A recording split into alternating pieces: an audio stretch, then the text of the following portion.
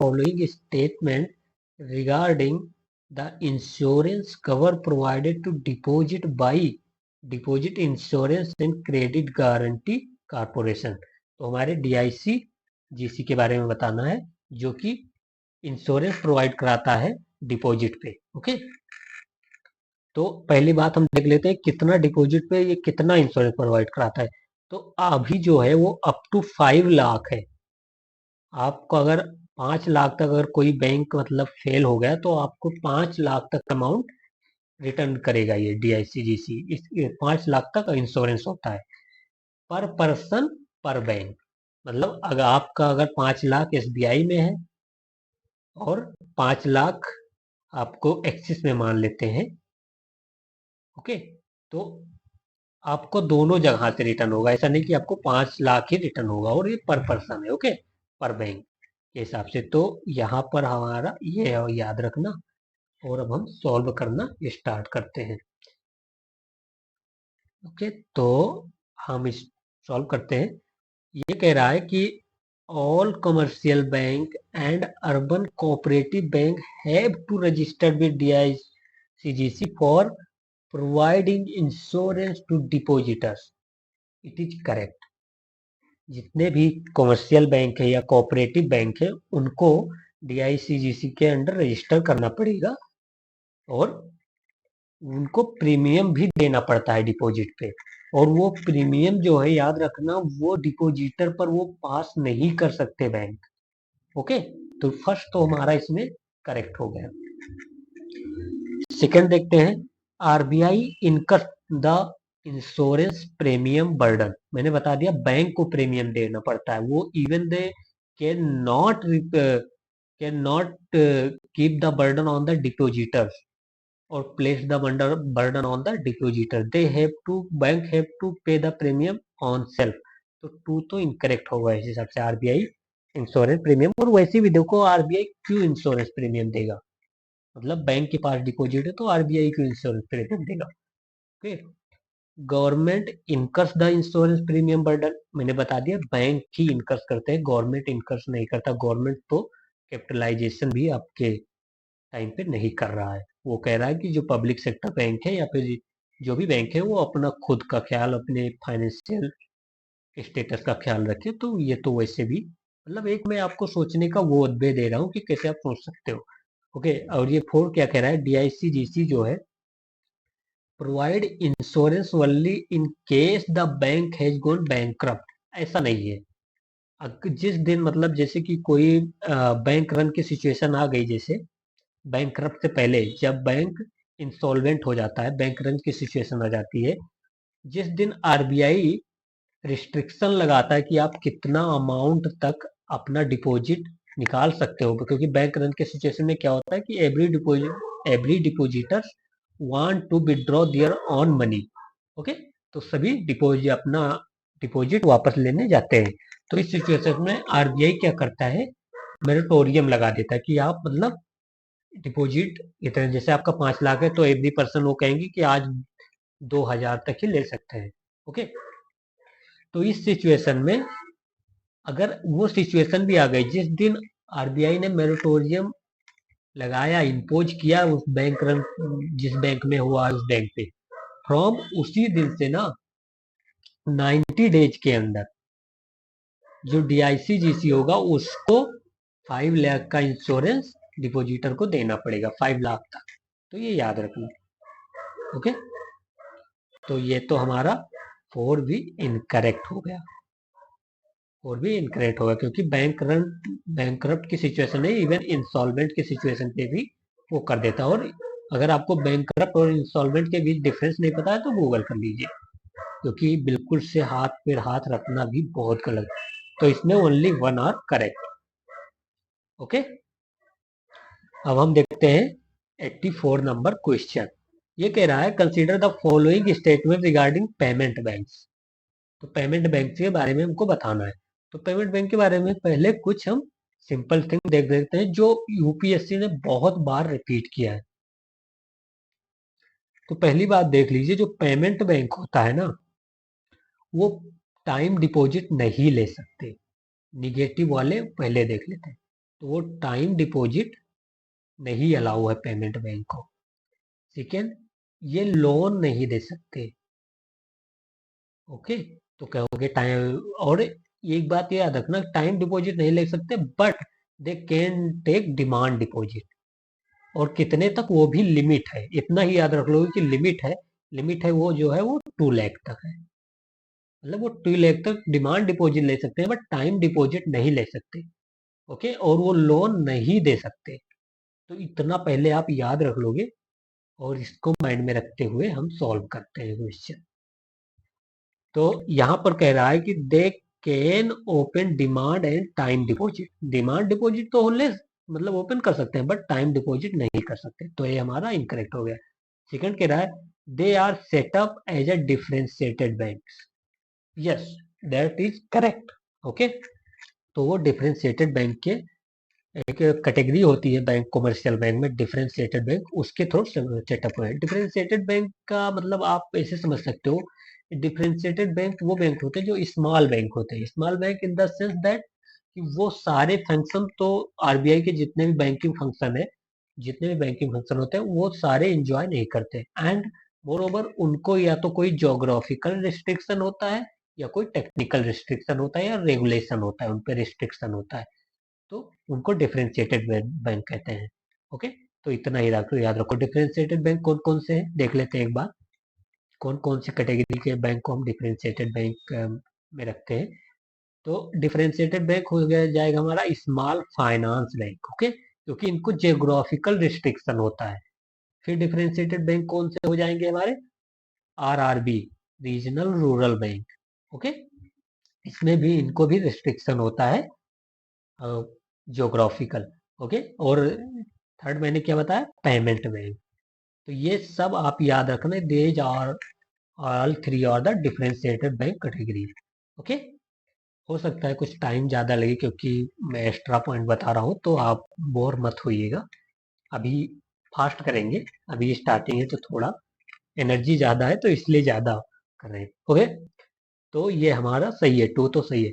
Third कह रहा है they may act as a business correspondent for other bank. Yes they can, मतलब ये जो हमारे पेमेंट बैंक है ना, वो किसी, अब ये मान लीजिए कि जो शेड्यूल कमर्शियल बैंक है या कोई कमर्शियल बैंक है, ये तो उसके साथ ये टाई अप करके उनका चाहे क्या कहते हैं, इंश्योरेंस पॉलिसी हो गई या फिर उनका डिपॉजिट का कोई स्कीम हो गई, वो सेल कर सकते हैं। तो ये करेक्ट है, वो टाई अप कर सकते हैं business correspondent for other bank. Okay, four कह रहा है they will provide payment remittances service to migrant labour workforce and small business. Yes, यही तो ऑब्जेक्टिव था कि जो माइग्रेंट वर्कर्स हैं उनके लिए, मतलब उनको सेविंग को प्रमोट करना उनके अंडर, और उनको वो रेमिटांसेस ट्रांसफर करने के लिए जो दूर काम कर रहे हैं, तो वो अपना सैलरी ट्रांसफर कर सके अपने घर। यही इसका ऑब्जेक्टिव था, मेन ऑब्जेक्टिव पेमेंट बैंक को लाने का, आरबीआई का। तो ये 2, 3 एंड 4 करेक्ट है, 1 इनकरेक्ट है। तो 1 जैसा इनकरेक्ट होगा, ये भी चला जाएगा, ये भी चला जाएगा, ये भी चला जाएगा। तो ये सब आप ध्यान में रखना। ओके ओके, तो हम देखते हैं नेक्स्ट क्वेश्चन।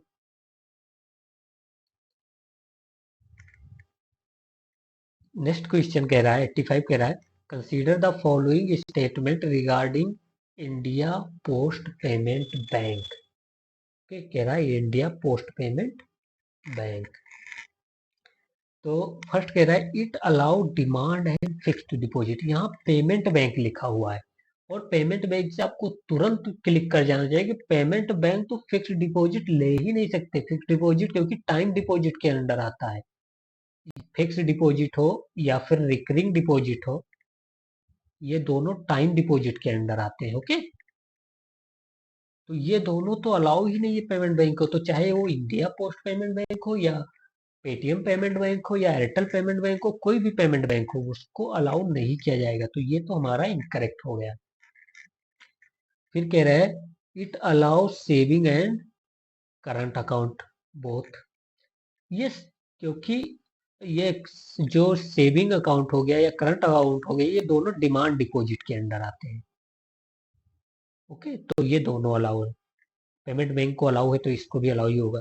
और फिर क्या कह रहे हैं कि it is a public sector company, it is also correct. How it is correct? ये पब्लिक सेक्टर कंपनी है। पब्लिक सेक्टर मतलब 100% किसके द्वारा ऑन की जा रही है? गवर्नमेंट के द्वारा या गवर्नमेंट के किसी एजेंसी के द्वारा। तो ये कौन से मिनिस्ट्री के अंडर आता है जो हमारा इंडिया पोस्ट पेमेंट बैंक है? तो ministry of communication, department of post के अंडर। तो डिपार्टमेंट ऑफ पोस्ट जो कि अंडर है मिनिस्ट्री ऑफ कम्युनिकेशन। ओके, तो ये सब याद रखना आप। तो हमारा 2 और 3 सही है और 1 इनकरेक्ट है इस सेंस में। ओके, तो अब हम देखते हैं आंसर। तो 2 और 3 करेक्ट हो जाएगा, 1 इनकरेक्ट था। ओके, तो उस हिसाब से 2 और 3 C option is correct. 86 number question देखते हैं। ये कह रहा है what is the purpose of setting up of small finance bank. Okay, तो स्मॉल फाइनेंस बैंक बता दिया मैंने, ये डिफरेंशिएटेड बैंक कैटेगरी में आते हैं।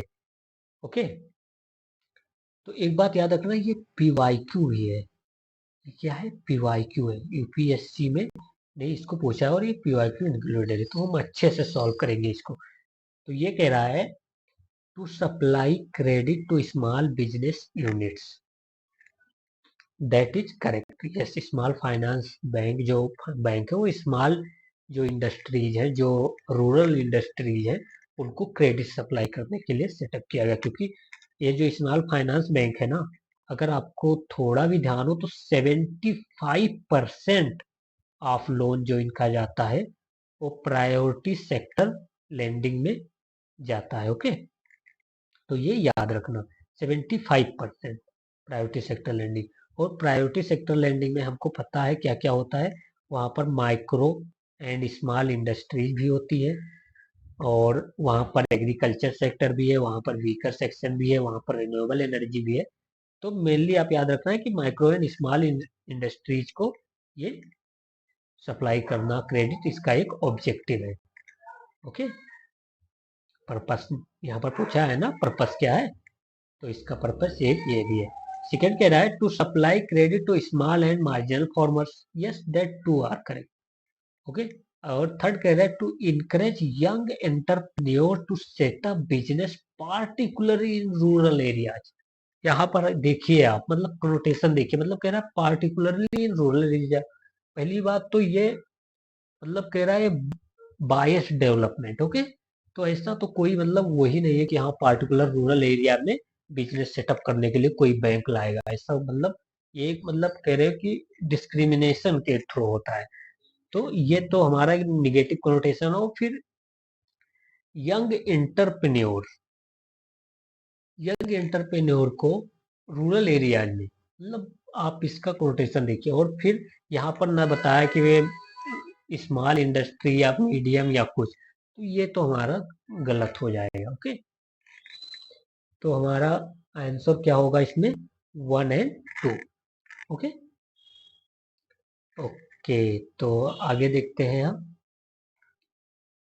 अब एक बात याद रखना कि जो ये स्मॉल फाइनेंस बैंक होते हैं ना, इनको कोई रिस्ट्रिक्शन नहीं होता है इन एरिया ऑफ ऑपरेशन। मतलब ये किसी मतलब इनका एरिया ऑफ ऑपरेशन मतलब ऑल इंडिया लेवल पर ये ऑपरेट हो सकते हैं स्मॉल फाइनेंस बैंक। ओके, और जो एक बात और भी मैं बता दूं, टाइम है तो, जो ये क्या बोलते हैं, जो हमारे पेमेंट बैंक होते हैं ना, जैसे कि देखो पेमेंट में स्मॉल फाइनेंस बैंक क्रेडिट भी दे सकता है लेकिन पेमेंट बैंक नहीं दे सकते। तो जो पेमेंट बैंक होते हैं वो अपने आप को क्या कर सकते हैं, मतलब अपने आप को चेंज कर सकते हैं किसमें? स्मॉल फाइनेंस, या अपग्रेड कर सकते हैं स्मॉल फाइनेंस बैंक में। अभी के लिए इतना ही, बाकी आप आगे से क्वेश्चन में आगे आगे देखते रहेंगे। तो अब नेक्स्ट क्वेश्चन देखते हैं। Okay, consider the following statement regarding cooperative banks. तो ये कोऑपरेटिव बैंक के बारे में पूछ रहा है। ये कह रहा है all cooperative banks are under dual regulation of RBI and government, that is incorrect. हुआ है क्योंकि यहाँ पर ऑल ऑप्शन देखिए, तो all cooperative bank are not under dual regulation. जैसे हमको पता है जो अर्बन कोऑपरेटिव बैंक है ना, वो अंडर किसके है? ओनली आरबीआई के अंडर आता है। तो अर्बन कोऑपरेटिव बैंक आरबीआई के अंदर आता है, तो वो all cooperative bank dual regulation, या फिर हो गया मल्टी स्टेट कोऑपरेटिव बैंक जो होते हैं, मल्टी स्टेट कोऑपरेटिव बैंक, वो भी ओनली आरबीआई के रेगुलेशन में आता है। तो urban cooperative bank, multi state cooperative bank RBI के अंडर रेगुलेशन में आता है। तो one is incorrect regarding this, तो वन हमारा क्या हो जाएगा, इनकरेक्ट हो जाएगा।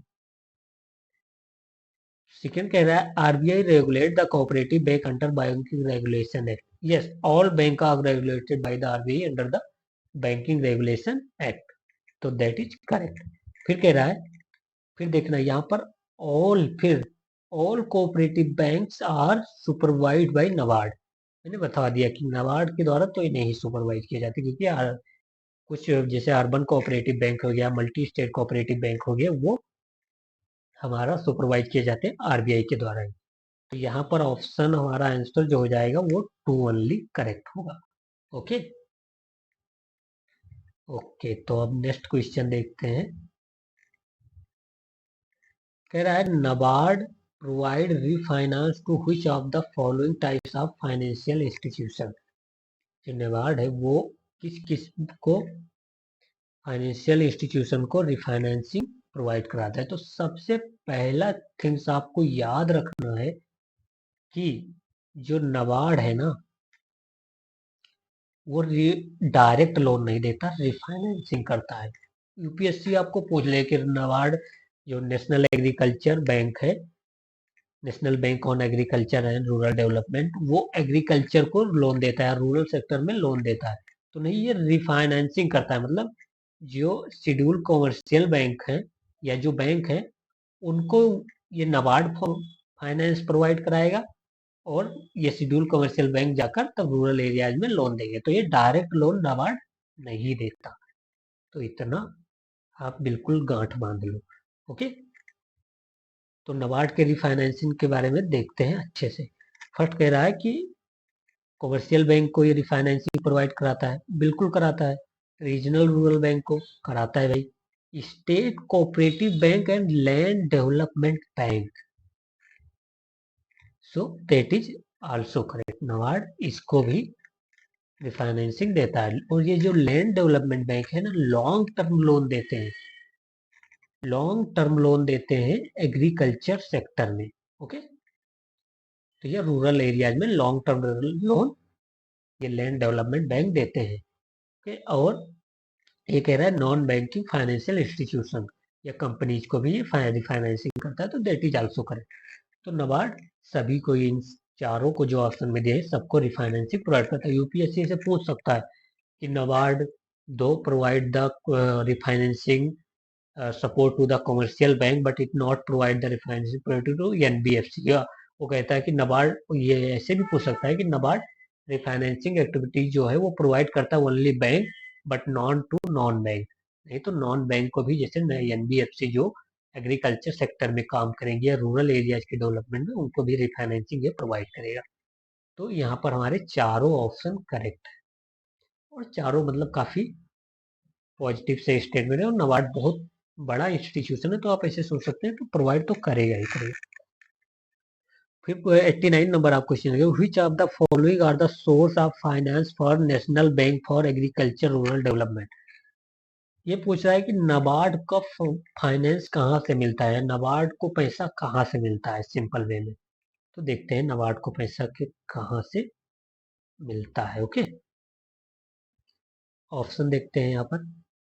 ये कह रहा है नबार्ड पैसा कहाँ से ले सकता है, आरबीआई से। यस, आरबीआई जो लॉन्ग टर्म या फिर जो रेपो ऑपरेशन है, तो उसमें आरबीआई नबार्ड को पैसा देता है। और इनिशियल जब सेटअप हुआ था तब भी आरबीआई ने काफी पैसा दिया था नबार्ड। ओके, तो ये चीज correct. Borrowing from the commercial bank, yes it can borrow from the commercial bank. Okay, फिर कह रहा है issuing bond which are fully serviced by government of India, yes it is correct. और आपको ये पता होना चाहिए कि जो ये नबार्ड बॉन्ड इशू करता है, सॉरी, जो नबार्ड जो बॉन्ड इशू करता है मार्केट में लोन रेज करने के लिए या पैसा लाने के लिए, वो जो सर्विस है उसका जो प्रीमियम जो पे किया जाएगा वो गवर्नमेंट ऑफ इंडिया पे करेगी। और मोर ओवर ये एक्स्ट्रा बजटरी रिसोर्स में आ जाता है। तो आप यहाँ से समझ सकते हैं क्यों नबार्ड को अलाउ किया गया होगा, क्योंकि ये फिजिकल जो डेफिसिट है उसमें काउंट नहीं होगा, जो ये या फिजिकल लोन या जितना भी लोन गवर्नमेंट उठाती है, ये एक्स्ट्रा बजटरी रिसोर्स काउंट नहीं होते। तो इस it is allowed to NABARD कि वो बॉन्ड इशू करके पैसा ला सकता है। फिर foreign currency borrowing, yes foreign से भी वो बोरो कर सकता है। तो all are credit even that, आपको पता होगा कि जितना कुछ जैसे हो गया वर्ल्ड बैंक हो गए या फिर हमारा एशियन डेवलपमेंट बैंक हो गया, वो भी इसको फंड प्रोवाइड करा सकते हैं कोई जैसे स्कीम इम्प्लीमेंटेशन में या फिर किसी रूरल सेक्टर डेवलपमेंट में। तो भाई ये याद रखना। तो इसमें तो चारों से नबार्ड पैसे ला सकता है। ओके, तो all of the above would be correct. फिर देखते हैं 90 number question, consider the following statement regarding मुद्रा बैंक। ओके, मुद्रा बैंक, तो मुद्रा बैंक को आप याद रखना कि मुद्रा बैंक भी जैसे नबार्ड रिफाइनेंसिंग करता है, डायरेक्ट लोन नहीं देता, वैसे मुद्रा बैंक भी रिफाइनेंसिंग एक्टिविटीज ही करता है, डायरेक्ट लोन नहीं देता। ये सब ट्रेप है, इसलिए मैं आपको पहले बता रहा हूँ। ये ट्रेप जो है यूपीएससी डालता रहता है, डायरेक्ट हो या फिर वगैरह, तो ये ट्रेप आपको पता होना चाहिए। तो ये रिफाइनेंसिंग एक्टिविटीज करता है। और एक और भी मुद्रा बैंक में याद रखना जो आपको बहुत कंफ्यूज करेगा कि मुद्रा बैंक नॉन एग्रीकल्चर लोन ही देता है, वो एग्रीकल्चर सेक्टर में ये लोन नहीं देता मुद्रा बैंक। मतलब आपको मतलब ये कंफ्यूजिंग हो सकता है कि क्यों एग्रीकल्चर सेक्टर में नहीं देगा, और आप करेक्ट इनकरेक्ट मार देंगे, लेकिन ये सही है कि ये नॉन एग्रीकल्चर सेक्टर मतलब ओनली बिजनेस एंटिटीज को ये लोन देगा। ठीक है? तो ये दो पॉइंट आप याद रखिए, बहुत सारे क्वेश्चन आपको इस ट्रैक में मिलेंगे। तो देखते हैं, फर्स्ट कह रहा है it provides direct lending to small entrepreneurs. यहाँ कह रहा है डायरेक्ट, मैंने बताया रिफाइनेंसिंग एक्टिविटीज करता है, तो डायरेक्ट लोन देने की तो बात ही नहीं हो सकती। ओके, तो वन इज इनकरेक्ट। फिर सेकेंड कह रहे हैं Mudra loans are available to small and marginal farmers. मैंने बताया नॉन एग्रीकल्चर लोन है, ये नॉन एग्रीकल्चर रिफाइनेंसिंग प्रोवाइड कराता है, तो ये तो इनकरेक्ट हो जाएगा ये भी, क्योंकि फार्मर्स। फिर थर्ड कह रहा है मुद्रा loan is available for manufacturing trading and service sector, non agriculture है, तो ये हमारा करेक्ट। तो आपने देखा कि ट्रेप कैसे फंसा रहे हैं। ओके, तो ये थर्ड हमारा इनमें करेक्ट हो जाएगा। 91 नंबर क्वेश्चन कहता है कि कंसीडर द फॉलोइंग स्टेटमेंट, अब स्पीड थोड़ा बढ़ाएंगे, तो आप ध्यान बिल्कुल आपका कंसंट्रेशन बढ़ना चाहिए, क्योंकि टाइम हो गया स्पीड बढ़ाने का, काफी क्वेश्चन डिस्कस करने हैं। तो कह रहा है consider the following statement regarding national housing bank. National housing bank क्या है? ऑल इंडिया फाइनेंशियल इंस्टीट्यूशन है, मतलब ये पार्लियामेंट्री एक्ट के तहत फॉर्म हुआ है। ओके, तो एनएचबी के बारे में हमको बताना है। ये कह रहा है national housing bank regulate housing finance companies. No, it is incorrect. पहले ये रेगुलेट करता था, बट 2019 से हाउसिंग फाइनेंस कंपनी जो रेगुलेट करने जा रही है वो आरबीआई के द्वारा किया जा रहा है। तो याद रखना कि हाउसिंग फाइनेंस कंपनी को कौन रेगुलेट कर रहा है? आरबीआई कर रहा है। तो ये हमारा इनकरेक्ट हो गया। सेकेंड कह रहा है national housing bank is owned by government of India and regulated by RBI.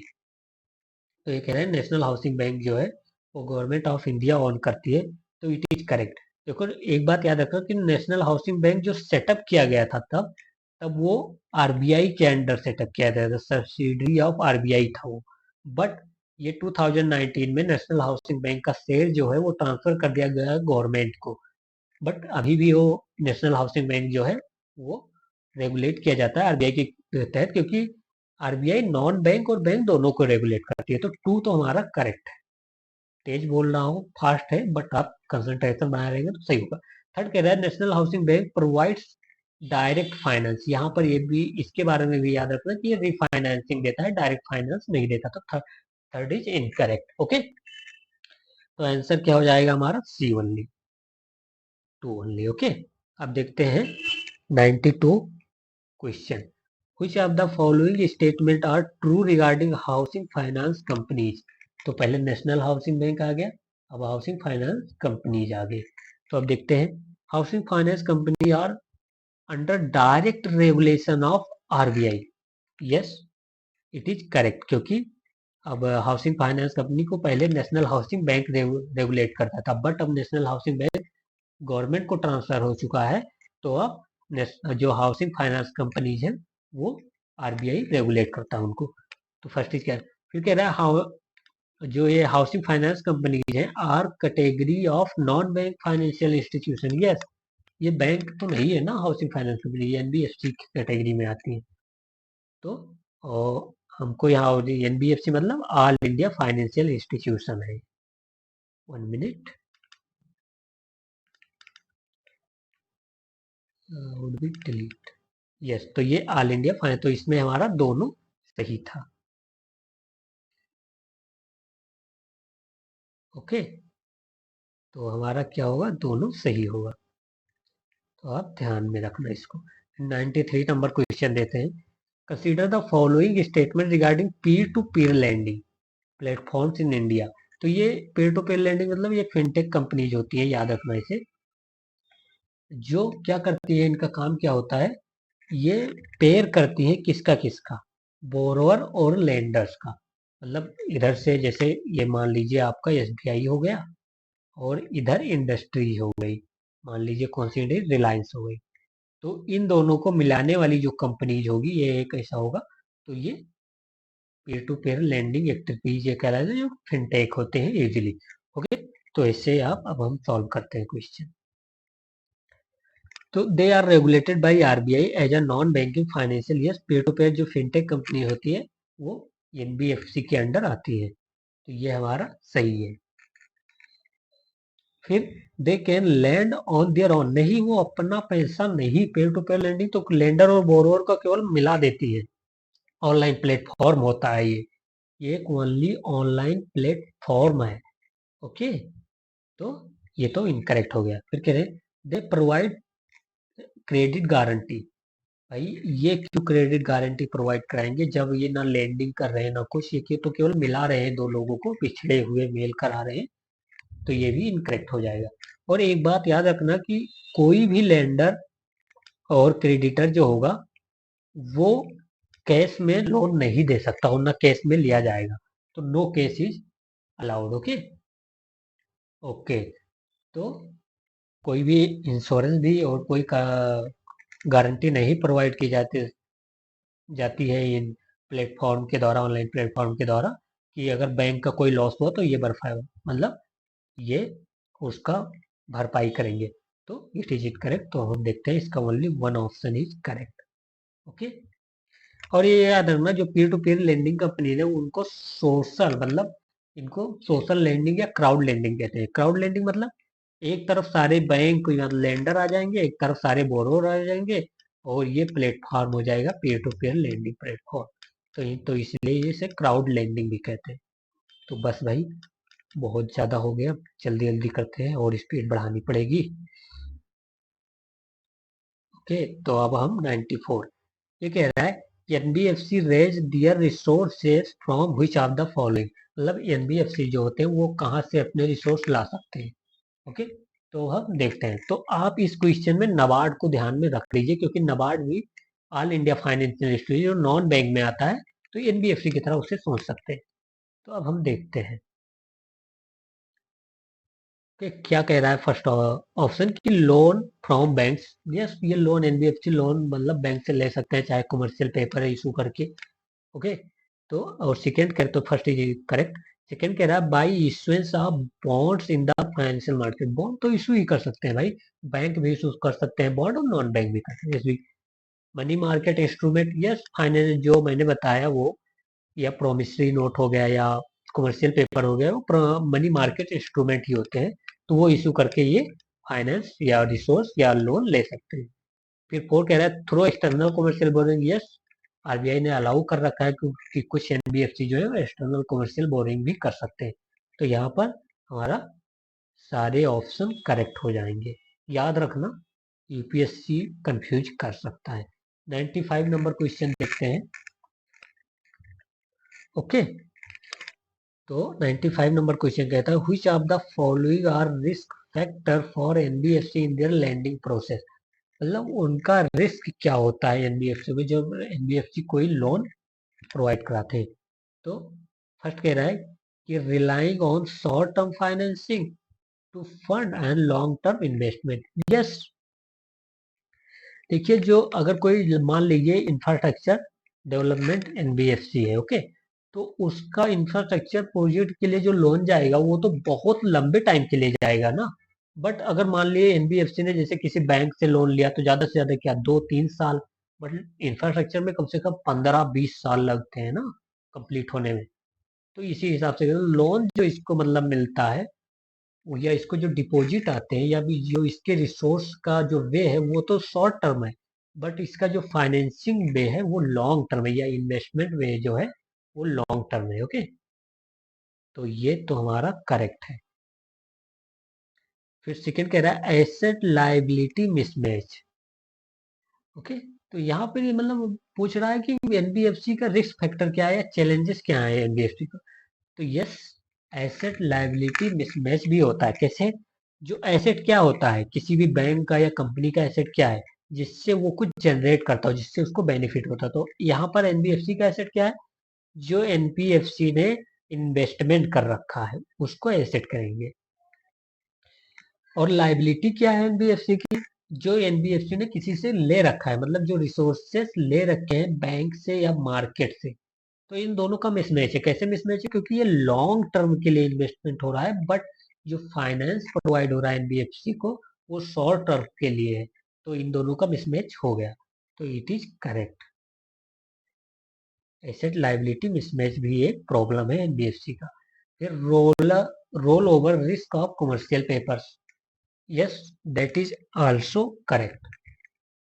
तो कमर्शियल पेपर का रिस्क वही मान लीजिए आप एसेट लायबिलिटी, क्योंकि ये कमर्शियल पेपर जो होते हैं वो short term loan raise fund मतलब रेज करने का इंस्ट्रूमेंट है, बट जो इन्वेस्टमेंट होगा वो तो लॉन्ग टर्म होगा एनबीएफसी का। तो यहाँ पर हमारे जो करेक्ट होगा वो होगा हमारा ऑल ऑफ दी अबव।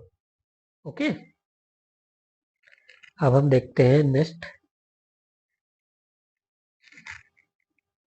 ये कह रहा है consider the following statement regarding digital banking units launch by the schedule commercial bank. Important है इस बार यूपीएससी के लिए। तो ये डिजिटल बैंकिंग यूनिट पहले हम देख लेते हैं क्या होता है।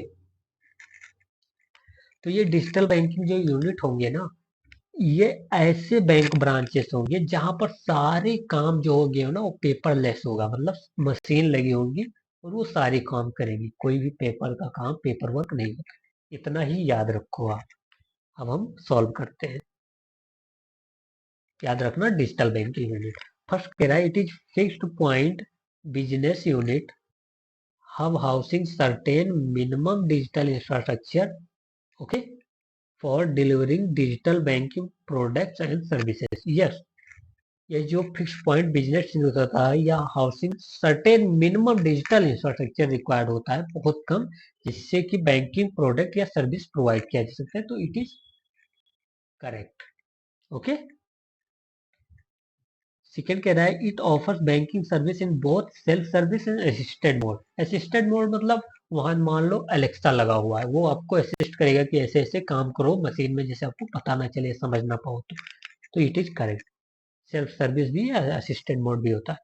फिर थर्ड कह रहा है it provide service without requiring paper. Yes, paperless work के लिए तो डिजिटल बैंकिंग यूनिट आया हुआ है।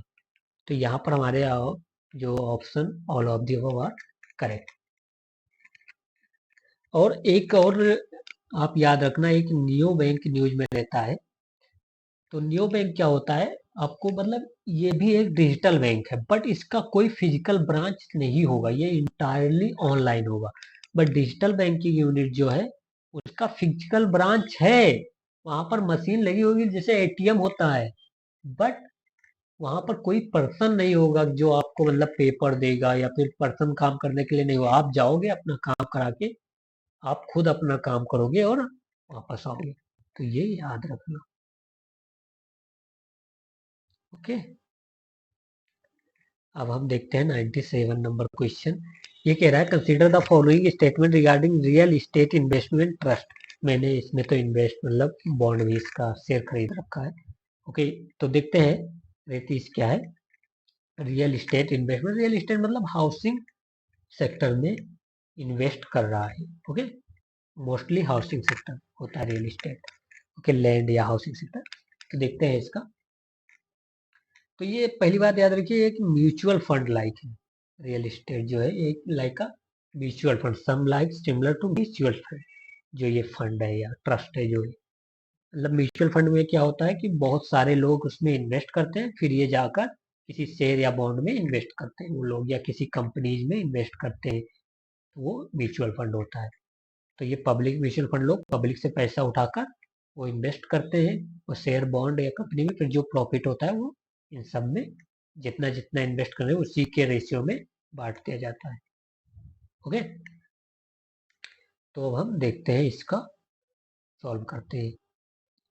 तो they are regulated by respective real estate regulatory authority of every state. भाई म्यूचुअल फंड बताया मैंने, it is like a mutual fund. और म्यूचुअल फंड तो भाई कोई ऐसे अथॉरिटी, रेगुलेटरी अथॉरिटी दे रहा वो है भी नहीं। और या म्यूचुअल फंड वगैरह किसके द्वारा रेगुलेट किए जाते हैं इनको पता है, सेबी बाबा के द्वारा। तो ये तो इनकरेक्ट हो गया। ओके, फिर कह रहा है कि it will make real estate sector accessible to small investor. Yes, आप जैसे पहले समझ लीजिए कि ये जब रेट नहीं था तब के बारे में समझ लीजिए कि तब अगर किसी जैसे मुझे इन्वेस्ट करना होता, तो जैसे कि रियल इस्टेट में इन्वेस्ट करना, तो मुझे मतलब मेरे पास 25-30 लाख रुपए होने चाहिए, तभी तो मैं कोई मतलब घर या किसी बंगला में या किसी कंपनी के मतलब कोई कंपनी हाउस बना रही है या तो वहां पर इन्वेस्ट कर दूं जब मेरे पास बहुत ज्यादा पैसा होगा। लेकिन अब क्या, जो स्मॉल इन्वेस्टर है वो 10-10 रुपए या 1-1 लाख रुपए भी दिए, तो अगर 10 करोड़ इन्वेस्ट करना है किसी हाउसिंग कंपनीज में, तो वहां पर इन्वेस्ट कर देगा ये जाकर। तो ये मैंने बताया म्यूचुअल फंड की तरह था। तो टू तो ये करेक्ट ही होगा। तो देखते हैं इसमें ऑप्शन क्या हो जाएगा, टू। अब 98 नंबर क्वेश्चन देते हैं। Which of the following statement are true regarding angel investor? 1 minute देखता हूँ वीडियो चालू है। यस, तो एंजल इन्वेस्टर के बारे में बताना है। तो angel investor are generally invest their own money, ये कह रहा है। तो यस, तो पहले हम समझ लेते हैं एंजल इन्वेस्टर होते क्या है। एंजल इन्वेस्टर जो होते हैं ना, वो ऐसे इन्वेस्टर्स होते हैं या ऐसे इंडिविजुअल होते हैं जो अमीर होते हैं, मतलब उनकी कंपनी होती है, तो वो जनरली जो स्टार्टअप होते हैं ना उनको फंड प्रोवाइड कराते हैं। स्टार्टअप वगैरह को ये फंड प्रोवाइड कराते हैं एंजल इन्वेस्टर। तो इतना याद रखो कि जो लार्ज लार्ज रिच इंडिविजुअल या लार्ज कंपनी जो होती है वो स्टार्टअप को जो फंड प्रोवाइड कराती है, जो new company, new born companies को फंड प्रोवाइड कराती है या उनमें इन्वेस्ट करती है, तो उन इन्वेस्टर को एंजल इन्वेस्टर कहते हैं। ओके, तो सॉल्व करते हैं। एंजल कह रहा है angel investor generally invest their on money, अपना ही पैसा करेंगे भाई, लोन लेकर तो करने नहीं जाएंगे। फिर कह रहा है they invest in small startup and entrepreneurs. Correct, मैं तो ये बता ही चुका हूँ। They provide more favourable term and condition as compare to other lender. Yes, जैसे बैंक के पास गए तो बैंक हो सकता है कहे कि मुझे मतलब इंटरेस्ट चाहिए हर मंथ 9% भाई तुमसे, क्योंकि तुम पहली बात तो नए नए बिजनेसमैन बने हो, कब फेल हो जाओ पता नहीं, लोन भी मेरा फंस जाएगा, तो वो पहली बात तो लोन ही नहीं देगा, और अगर देगा तो इंटरेस्ट ज्यादा लेगा। तो ये जो एंजल इन्वेस्टर होते हैं वो अच्छा कंडीशन देते हैं, जैसे वो बताएगा कि तुम्हारी ये कंपनी है भाई, तुम अपना 25% शेयर मुझे दे दो और मैं तुमको 25 करोड़ दे देता हूँ। तो फेवरेबल कंडीशन है, उसे फंड भी मिल गया आराम से और सपोर्ट, टेक्निकल सपोर्ट भी मिलता रहेगा। तो दैट आल्सो करेक्ट। फिर कह रहा है angel investment is regulated by SEBI. तो दैट इज आल्सो करेक्ट, क्योंकि इन्वेस्टमेंट का जो भी शेयर बॉन्ड होता है वो सेबी के द्वारा ही रेगुलेट किया जाता है। तो यहाँ पर हमारा करेक्ट क्या हो जाएगा, all of the above. Okay, और एक बात याद रखना, जो ये एंजल इन्वेस्टमेंट जो होता है ना, ये सेबी रेगुलेट करता है under category 1 of alternative investment fund. तो ये अल्टरनेटिव इन्वेस्टमेंट फंड के अंडर सेबी रेगुलेट करता है। इतना अगर याद हो जाए तो कर लो, नहीं तो कोई बात नहीं। नेक्स्ट देखते हैं 99। Consider the following statement about the anchor investors. Okay, तो इसके बारे में मतलब ज्यादा नहीं, बस इसका बेसिक समझ लेना। जो कोर इन्वेस्टर होते हैं वो इंस्टीट्यूशनल इन्वेस्टर होते हैं। तो फर्स्ट कह रहा है they are high net worth individual, नहीं इंस्टीट्यूशनल। इंस्टीट्यूशन मतलब कोई इंस्टीट्यूशन होगा, कोई कंपनी होगी, तो वो जब इन्वेस्ट करती है तो कोर इन्वेस्टर कहते हैं। ओके, तो ये तो इनकरेक्ट हो जाएगा। कह रहा है individual investor who invest in startup. तो ये जब ये इंडिविजुअल होगा तो ये इनकरेक्ट हो जाएगा। फिर कह रहा है they are individual investor investing first time in the stock market. भाई ऐसा तो मतलब कोई वही नहीं है कि एंकर इन्वेस्टर होंगे जो फर्स्ट टाइम, ऐसा कोई कॉन्सेप्ट, उनको एंकर इन्वेस्टर नहीं कहते। दे आर इंस्टीट्यूशनल इन्वेस्टर, भाई मैंने बता दिया कि who invest in startup and unlisted companies. नहीं भाई ऐसा कुछ भी नहीं है। अगर जो स्टार्टअप हुए एंजल इन्वेस्टर होते हैं जो स्टार्टअप में इन्वेस्ट करते हैं। यहाँ पर भी आप एंजल इन्वेस्टमेंट मान सकते हो। तो ये दोनों एंजल इन्वेस्टमेंट को बताते हैं। फिर फोर्थ कह रहा है हमारा डी, कह रहा है कि डी क्या कह रहा है देखते हैं। अब वही करेक्ट होगा क्योंकि तीन तो इनकरेक्ट हो चुके हैं। तो they are institutional yes investors who are invited to invest in just before the initial public offer. तो आईपीओ क्या होता है पहले ये समझ लो। आईपीओ जब कोई भी company first time share market में लाती है तो उसको आईपीओ कहते हैं। और जब वही कंपनी सेकेंड टाइम लाती है तो ये उसको एफपीओ कहते हैं। ओके, दोनों याद रखना। ओके, तो अब हम देखते हैं कि आईपीओ ये क्या होता है। जो ये जैसे कि कंपनी कोई है, अभी वो कभी शेयर तो इशू किया नहीं उन्होंने, तो अब मतलब किसी को ट्रस्ट कैसे होगा उस कंपनी पे कि ये अच्छा रिटर्न देगा। तो ट्रस्ट बनाने के लिए, उसका डिमांड शेयर की बढ़ाने के लिए जो ये एंकोर इन्वेस्टमेंट होते हैं वो आईपीओ को सब्सक्राइब करते हैं लार्ज नंबर में। तो इनसे जो रिटेल इन्वेस्टर होते हैं हमारे और आपके जैसे, वो उनका ट्रस्ट बिल्डअप होता है और उससे वो जो शेयर होता है उसको अच्छे प्राइस और अच्छे इन्वेस्टमेंट भी मिलते हैं। तो ये सब मतलब ऐसे ही माने। तो ये करेक्ट हो जाएगा डी। ओके, नेक्स्ट देखते हैं 100 नंबर क्वेश्चन। मेरी तबीयत थोड़ा खराब है तो आप मतलब थोड़ा मतलब समझ लीजिएगा, थोड़ा वॉइस में अगर इशू है। 3-4 दिन से दवा लगातार चल रही, फिर भी मतलब सही हो रहा है। बट वीडियो बनाना था, ये मेरी मतलब एक पसंद है, क्योंकि लाइक सब्सक्राइब वगैरह तो मतलब बिल्कुल नहीं आते, बट फिर भी मतलब अच्छा लगता है इसलिए कर रहा हूँ। ओके, फिर कह रहा है 100 consider the following statement regarding alternative investment fund. मैंने बता दिया एंजल इन्वेस्टमेंट फंड जो होता है वो अल्टरनेटिव इन्वेस्टमेंट फंड के अंदर आता है। तो उसी को ध्यान में रखते हुए हम इसको सॉल्व करते हैं। ये कह रहा है it is privately pooled investment vehicle established in India and regulated by SEBI. Yes, it is correct. जैसे एंजल इन्वेस्टर थे वो भी तो प्राइवेट ही थे ना। तो ये प्राइवेटली पूल्ड इन्वेस्टमेंट व्हीकल होते हैं। इन्वेस्टमेंट व्हीकल मतलब फंड मान लो आप, व्हीकल मतलब फंड मान लो यहाँ पर। तो privately pooled investment fund establish in India and regulated by, तो फंड है तो इस सेबी के द्वारा रेगुलेट किया जाता है। सही है। It collect fund from sophisticated investor from India और फॉरेन। यस, ये मतलब फंड जो होगा वो स्मॉल इन्वेस्टर से कलेक्ट करेगा। It is also correct. फिर कह रहा है venture capital come under the alternative investment fund. Venture capital हो गया, एंजल इन्वेस्टर हो गए, दोनों अल्टरनेटिव इन्वेस्टमेंट फंड के अंडर आते हैं। तो यहाँ पर हमारा करेक्ट ऑप्शन क्या हो जाएगा, D. Okay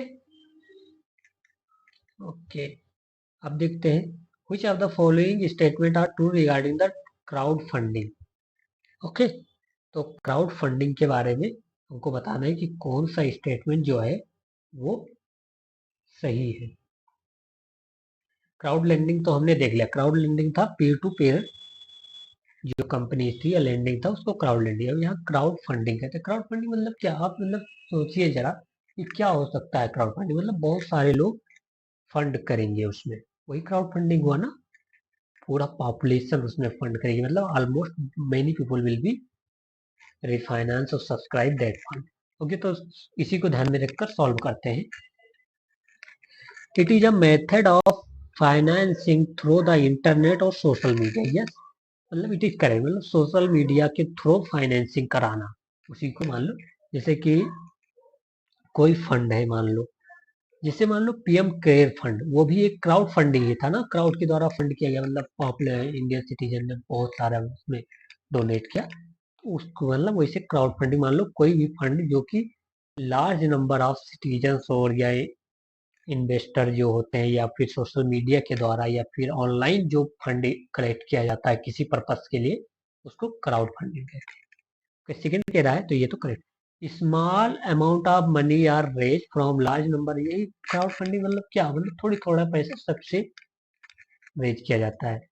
it is also referred as a market place. मार्केट प्लेस मतलब मार्केट से फंडिंग, मतलब मार्केट लेवल पर फंडिंग इसको इकट्ठा किया जाता है। कोई ऐसा नहीं कि यहाँ हाई नेटवर्थ इंडिविजुअल जो है या कंपनी से फंडिंग, नहीं, मार्केट लेवल से।